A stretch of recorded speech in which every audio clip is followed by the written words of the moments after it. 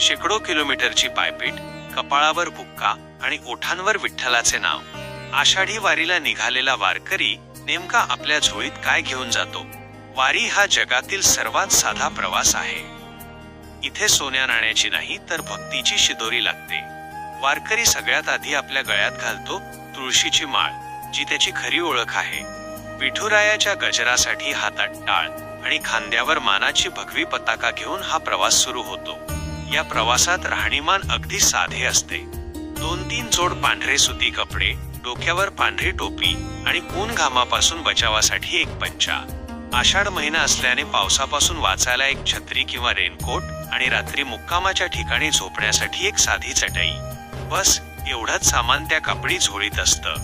वाटेत पायाला फोड येतात, ऊन पाऊस सोसावा लागतो, पण वारकऱ्याच्या चेहऱ्यावरचं हसू कधीच मावळत नाही. कारण त्यांच्या झोळीत जरी भौतिक वस्तू कमी असल्या तरी त्यांच्या हृदयात विठ्ठलाची अखंड भक्ती असते.